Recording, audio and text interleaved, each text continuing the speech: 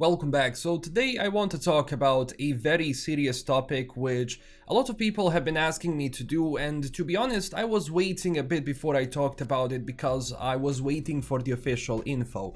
So today we're gonna be talking about a situation with Piranha Bytes, and if you're not familiar with the studio, they are probably one of my favorite developers of all time, and they've also created my favorite game of all time, being Gothic.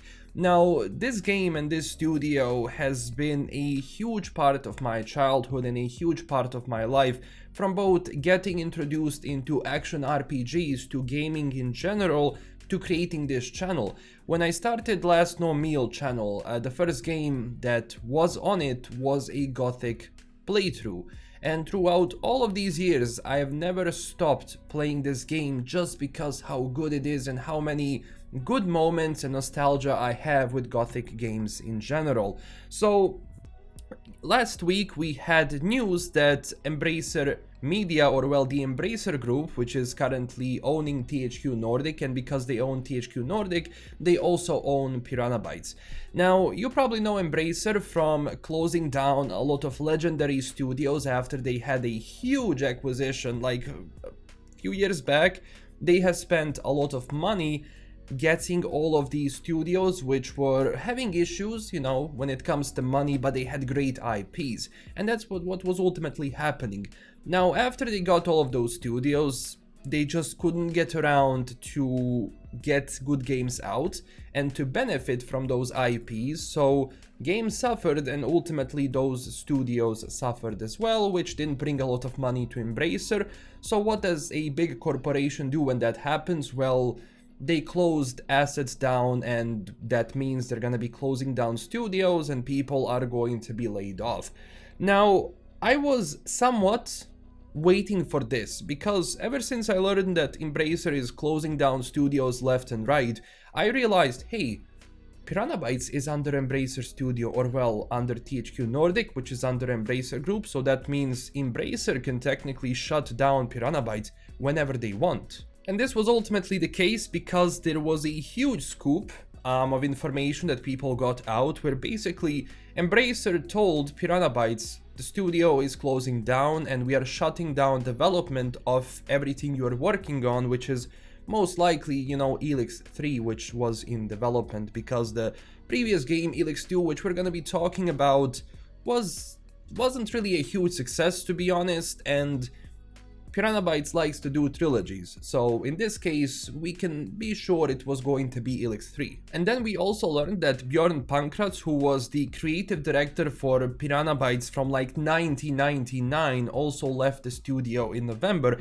And if I show you the image of this guy, you'll know who it is, because every single project Piranha Bytes was doing, from Gothic to Risen to Elex, he was involved with, and he created all of those games along with Piranha Bytes. And it's insane that after all of these years he's actually gone from the studio, because I said to myself, when he's gone, he was one of the last remaining people from the OG Piranha Bytes team, which was pretty much in the company, I believe, with his wife.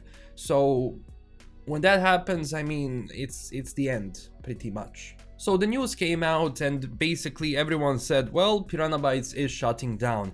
But luckily THQ Nordic stepped in defense of Piranha Bytes, and they negotiated a deal with the Embracer Group to give Piranha Bytes a bit more time to find a new publisher, a new partner for their games, because if that doesn't happen, the studio is ultimately going to be shut down. So pretty good from THQ Nordic to do this, because this is not the first time that Piranha Bytes was basically screwed over by a publisher. For everyone who has been following this company for a very long time, you know that when Gothic 3 was being developed, their publisher Joe Wood was very anxious to release Gothic 3 before its time, and what ultimately happened, Gothic 3 came out, it had plethora of issues, which you had to have a whole community go around it and create a patch, which is now known a community patch, in order to play that game, which I do recommend with a community patch.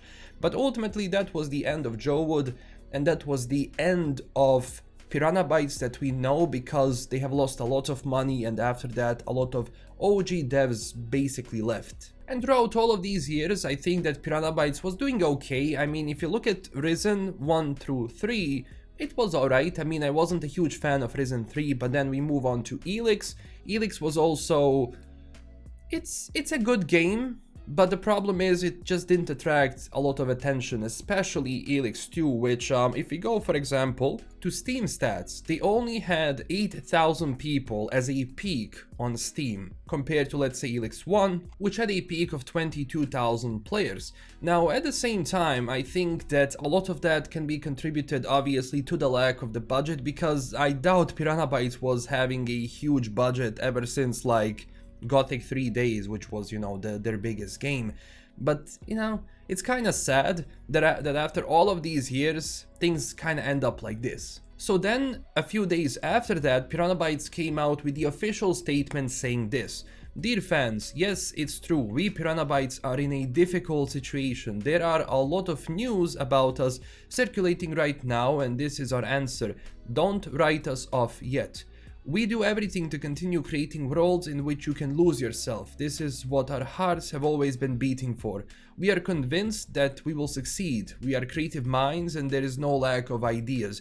We stick together no matter what. Now we are focusing on this goal with all of our strength and do whatever it takes to find a partner for this project. As soon as there are any news, we will share them with you. Thank you very much for your continued support. Your Piranhas." And honestly, you can see the situation is dire because I don't remember Piranha Bytes coming out with a note like this since like ages, especially on Twitter, you know, and it garnered a lot of attention, which I'm really happy for, that after all of these years, Piranha Bytes still has a community of fans which do want to see them create new games.